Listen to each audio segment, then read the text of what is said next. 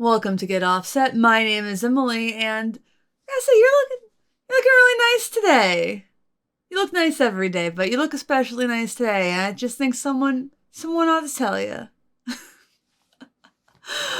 Well, if you're here, you probably know I have a new interface. Old one died. Old one died in the middle of a video. If you watched my demonstration of how to play a Christmas Time Is Here on the guitar, you probably wondered why I didn't just play through the whole song at the beginning, and the truth is I did. But the interface, thankfully it worked for the rest of the song, but when I went back to listen through it, it slowed down at the beginning, and then it sped up, and then it went normal, and I was like, that's wrong. So I talked to Sweetwater, and they sent me this new PreSonus Studio 1810C.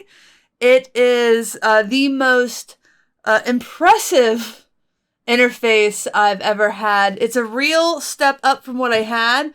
I had a Focusrite Scarlett 4i something, and so I only had two inputs in the front and 2 or 4 in the back, I forget. But this has 4 inputs in the front, including 2 inputs that are mic, instrument, or line, and 2 mic line inputs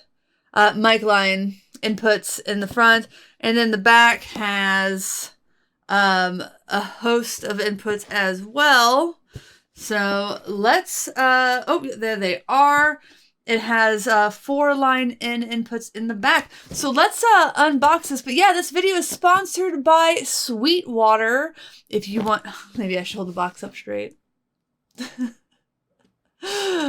This video is sponsored by Sweetwater. They are your Midwestern source of all things music gear. And they always have a nice sweet treat for you. So they have tons of great stuff, great prices. You have your own person who will even call you to make sure what you got's working out for you.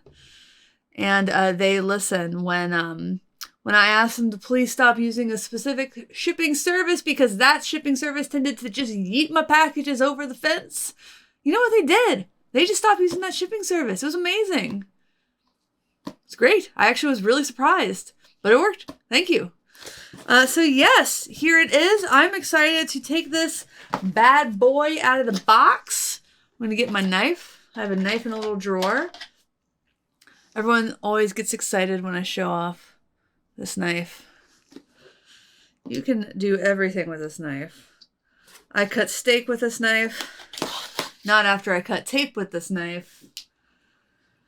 I feel like I should have rhymed more words after that, but I didn't. This is actually kind of nice. You should see what this process is like on your end. I love a good unboxing process. People always make fun of unboxing videos, but you know what? They're kind of fun because you get to see.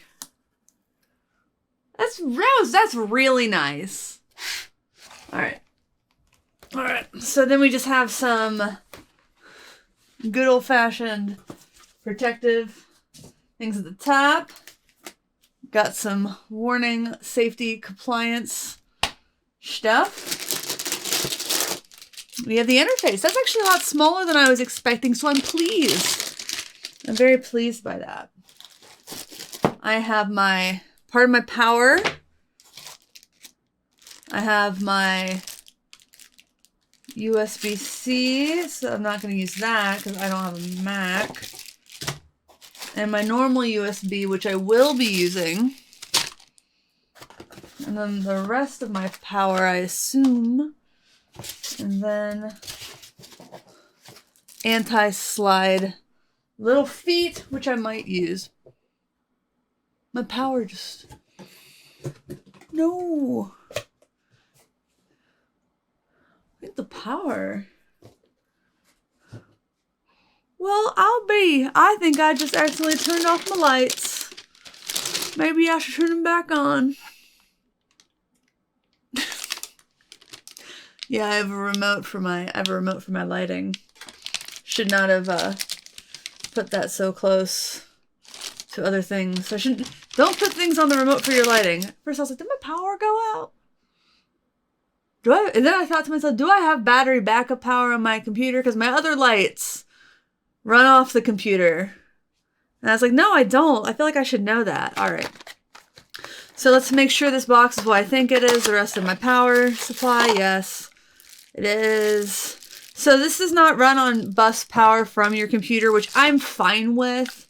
Like, I know it makes it less portable technically, but like this is it's kind of a big boy. If I want portability, like extreme portability, I'll get something else. But like, I'd rather have something that's like working, that's like robust, than I'll take that for something like if it's a lot of tracks, dude. It's a lot of inputs. I still think it's probably gonna be portable enough.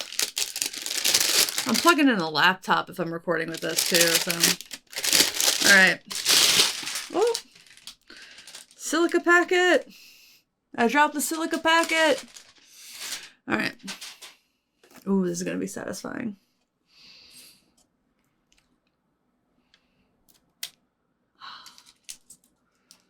Nice.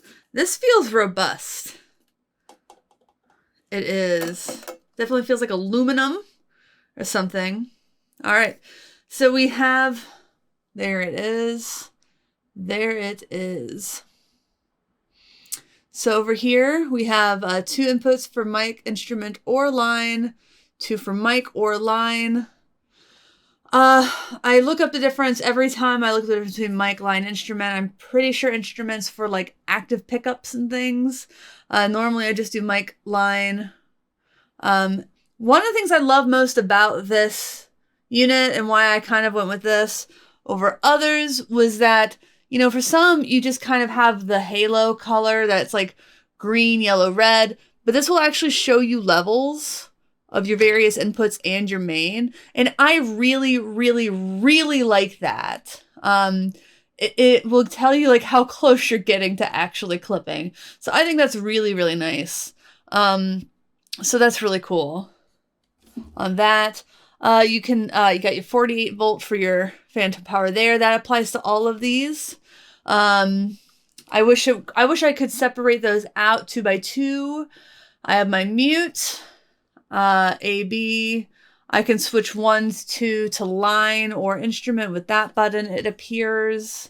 And then the AB, I remember looking this up when I was researching them. I don't quite remember what it was. Back has a lot of stuff happening. So we have your main out. So that's where I will be plugging in my my external monitors. Point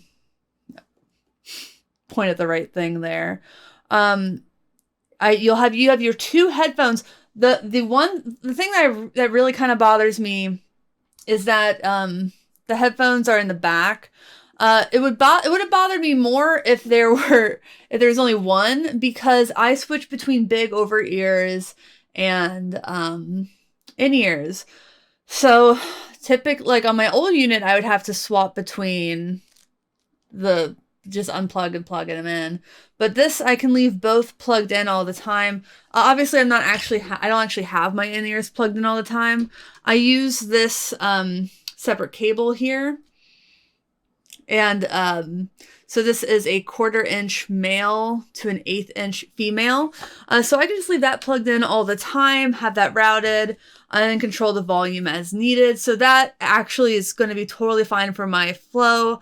I'll just have a little clip underneath my desk here so that I can always have that handy for both of my headphones. Yes, it has SPDIF in and out, ADAT in, MIDI in and out, which will be great for this guy. Pretty excited about that. Getting more into MIDI, and then power on and off. So yeah, you can register it, which I will be doing. I'm getting more into registering my gear. Yeah, I'm really excited to be using this. Thank you again to Studio One I'm so thrilled. This is going to be really easy, I think, to set up, to tear down. It comes with the software, so how about I set this up and we take a little look at the software, yeah? Cool. Welcome back. Obviously, I've changed shirts. It's a different day. One more day, one more dollar, as they say. Ho! Well, I want to show you a little bit about the universal control and everything that comes with the PreSonus Studio 1810C. Yeah, so let's just go on over there and take a gander, shall we? All right.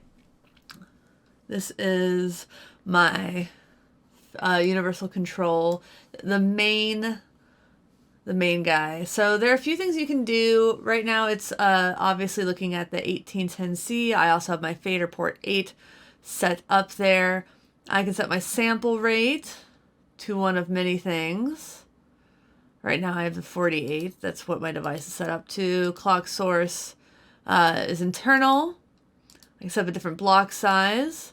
This is what I was using for a stream. Input format, output format. And then this interesting loopback feature, which enables you to have computer from your audio going through to either like a streaming thing, like Streamlabs OBS, which is what I use when I do live streams, or video capture like this one. Or I can, that'd be the virtual. Oh, I could do the virtual, or I could do the Mix 1-2, which would enable me to put it directly into my DAW, in my case, Studio One. Or I can just turn it off. I'm going to have it on Mix 1-2 for now. I'm going to click on my Studio One.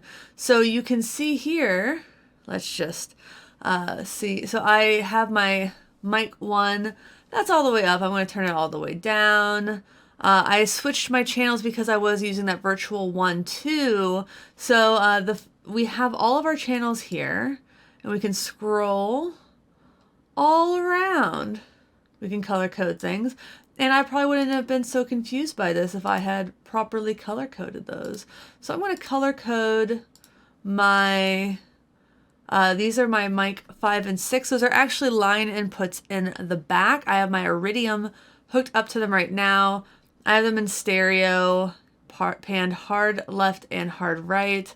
If I had anything hooked up to here, I probably would do the same thing.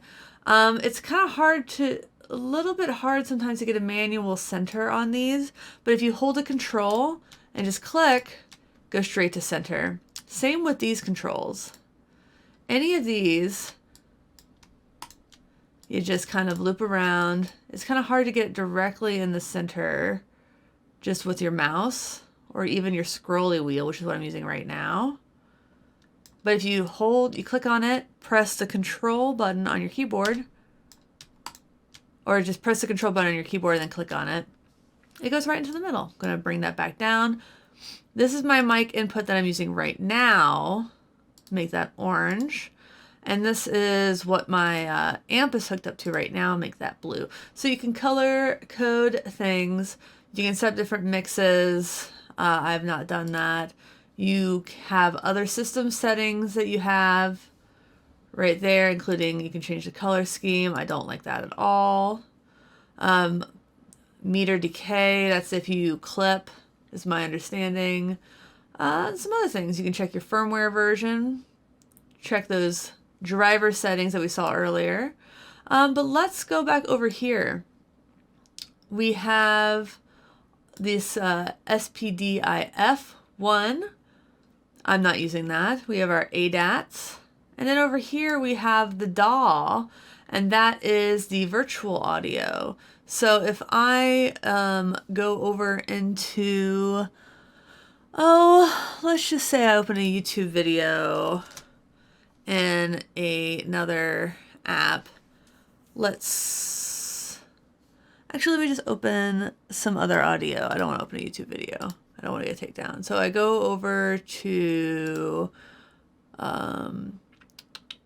my data drive. Let's just play the intro for the podcast.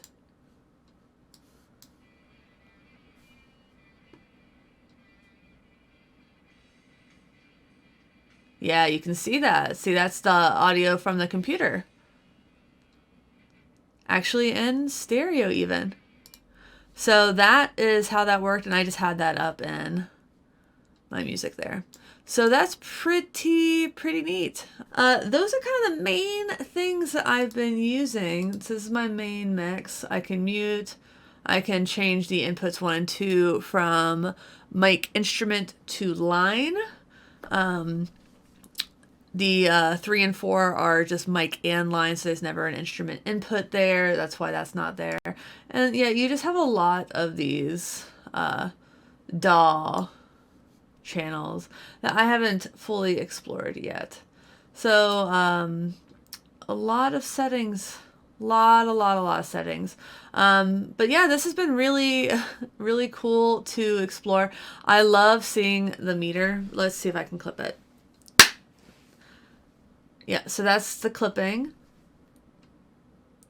And there it goes. All right. Well, that was just a, quickish look at the universal control. I've really been loving this. It's made my life a lot easier. Having this interface. I've already had a much easier time making certain types of videos with it, especially ones where I have to pull some audio from the internet.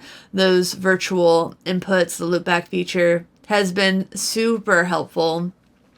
Still trying to figure some things out here and there. Obviously, I'm still pretty new with this, so I hope to do more videos with this where I, do solve my own problems, share some tips and tricks that I discover.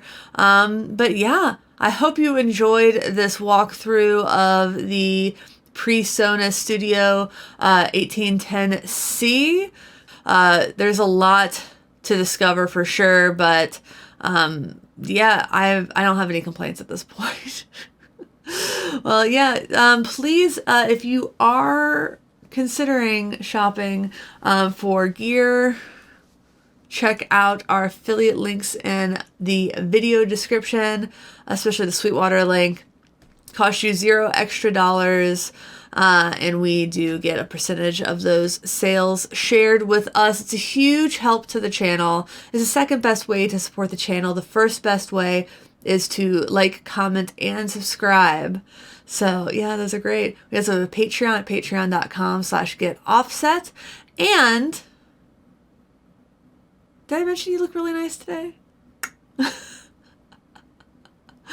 Well, thanks for watching. Thanks for understanding. Until next time, my name is Emily. Goodbye.